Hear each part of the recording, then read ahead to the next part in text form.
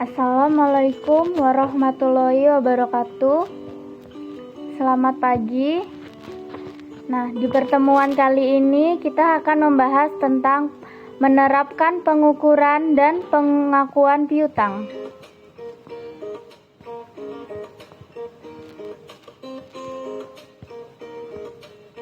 Pengakuan piutang. Piutang dagang timbul dari transaksi penjualan secara kredit, sehingga pengakuan terhadap piutang dagang berkaitan erat dengan pengakuan pendapatan.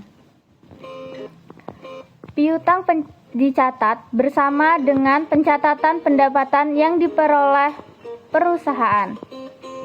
Kemudian, umumnya pendapatan diakui pada saat yang pertama, keseluruhan proses untuk memperoleh pendapatan itu diselesaikan. Yang kedua, pada saat pendapatan realisasikan. Yang ketiga, pada saat pendapatan dapat direalisasikan.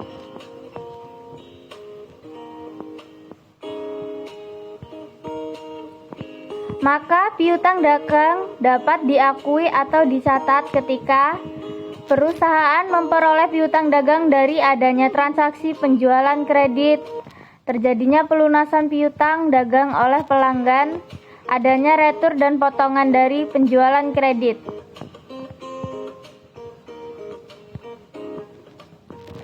Piutang yang timbul dari transaksi penjualan barang biasanya diakui pada saat hak atas barang berpindah kepada pihak pembeli. Hak atas barang beralih ke pembeli tergantung pada syarat penyerahan barang. Yang pertama, FOB Shipping Point. Jika perusahaan menggunakan FOB Shipping Point dalam syarat penyerahan barang, maka piutang diakui atau dicatat pada saat terjadinya transaksi. Yang kedua, FOB Destination. Jika perusahaan menggunakan FOB Destination, maka piutang diakui atau dicatat pada saat barang sudah sampai ke tempat pembeli.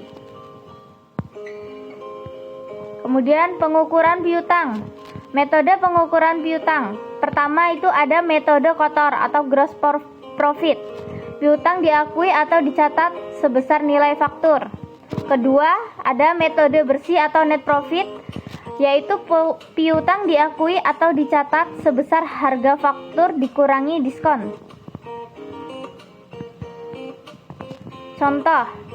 Nah, di sini ada contoh kasus ya.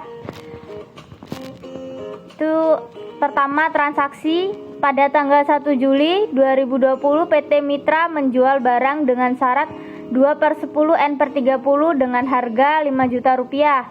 Nah, metode kotornya yaitu piutang dagang didebit senilai 5 juta rupiah pada penjualan di kredit 5 juta rupiah. Kemudian di metode bersihnya, piutang dagang didebit senilai 4.900.000 rupiah dan potongan penjualan didebit 100 rupiah. Kemudian pada penjualan kredit sebesar 5 juta rupiah. Kenapa di sini bisa piutang dagang 4.900.000 rupiah? Yaitu karena di sini transaksinya itu syarat 2/10 N/30 dengan harga 5 juta. Jadi 5 juta ini dikali dengan 2% karena di sini dia membayar pada tanggal 8 Juli. Jadi dia dapat potongan.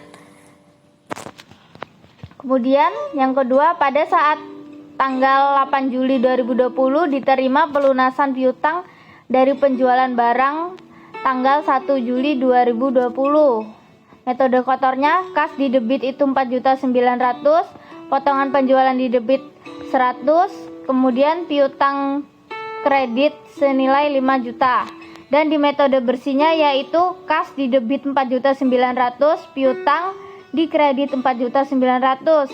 Nah, di sini yang di transaksi kedua ini kenapa di metode bersihnya langsung 4.900.000? Karena pada pelunasannya dia hanya membayar 4.900.000 karena sudah dipotong diskon di metode kotornya.